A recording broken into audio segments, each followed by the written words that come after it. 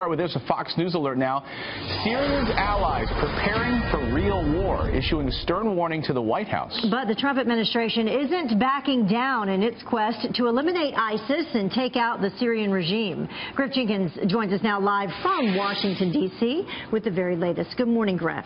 Good morning, guys. With the possibility of more strikes if Assad continues to commit atrocities against his own people, the Trump administration lays out its strategy on Syria. National Security Advisor H.R. McMaster articulated dual goals of destroying ISIS and ousting Assad. There has to be a degree of simultaneous activity as well as a sequencing of the defeat of ISIS first. What you have in Syria is a very destructive cycle of violence perpetuated by ISIS, obviously, but also by this regime and their Iranian and Russian sponsors. Secretary of State Rex Tillerson heads to Russia this week, calling on President Putin to rethink his support for the Assad regime.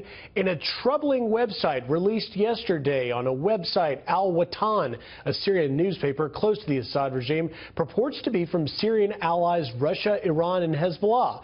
The statement reads, quote, "The aggression against Syria oversteps all red lines. We will react firmly to any aggression against Syria and to any infringement of red lines, whoever carries them out. The United States knows very well our ability to react."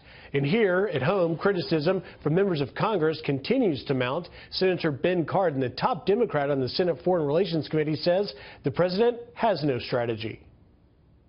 I don't think he articulated a Syrian strategy. What we saw was a reaction to the use of chemical weapons, something that I think many of us supported. But what we did not see is a coherent policy on how we're going to deal with the civil war and also deal with ISIS. And through all this, President Trump taking a moment to offer commendation for his armed forces, calling the commanding officers of the USS Porter and the USS Ross, and sending this simple tweet out. Thank you at U.S. Navy, #USA. So things are moving fast, guys. The biggest question is what's next in Syria, and a lot of eyes on those meetings with the Secretary of State in Russia later this week. Absolutely. All right. Thanks, Griff, live for us in D.C. this morning.